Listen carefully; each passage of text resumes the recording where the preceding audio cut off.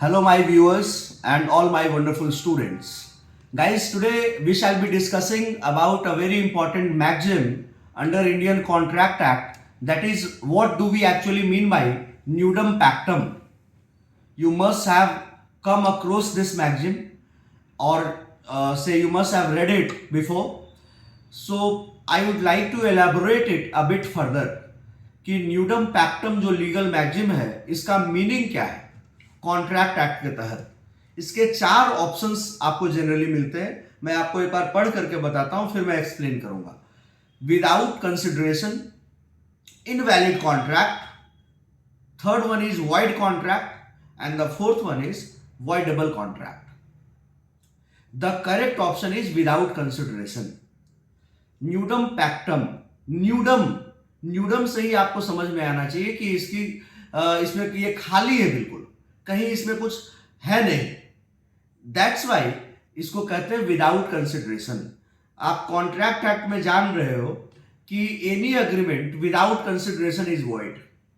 कोई भी अग्रीमेंट, कोई भी कॉन्ट्रैक्ट बिना कंसिडरेशन के वैलिड नहीं हो सकता है। Any contract without consideration is void. Agreement coupled with the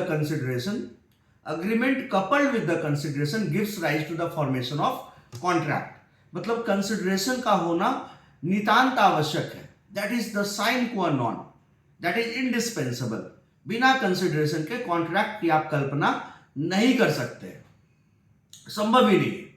बस इसका एक एक्सेप्शन सेक्शन 25 में, उसका first clause, second clause, third clause, 3 clause है जो कि इसका एक्सेप्शन है, जिसमें कि agreement without consideration also is valid, right. लेकिन इसके अलावा हर जगह पर बिना कंसिडरेशन के किसी भी तरह का आप मतलब कि अग्रीमेंट कॉन्ट्रैक्ट की बात नहीं कर सकते।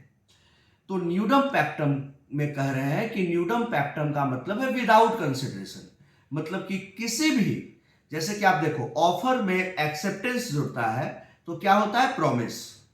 प्रॉमिस में कंसिडरेशन जुड़ता है तो क्या होता है, अग्रीमेंट। मतलब कि अगर प्रॉमिस में कंसिडरेशन ना जुड़े या सेट ऑफ प्रोमिसेस में कंसिडरेशन ना जुड़े तो अग्रीमेंट का फॉर्मेशन ही नहीं होगा।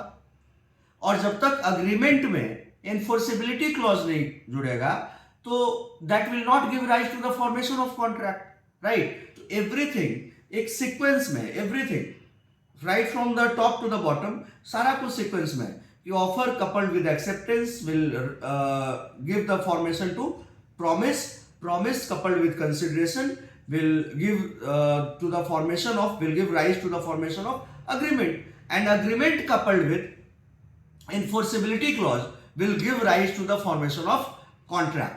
और बिना कंसिडरेशन के कोई भी अग्रीमेंट नहीं होगा।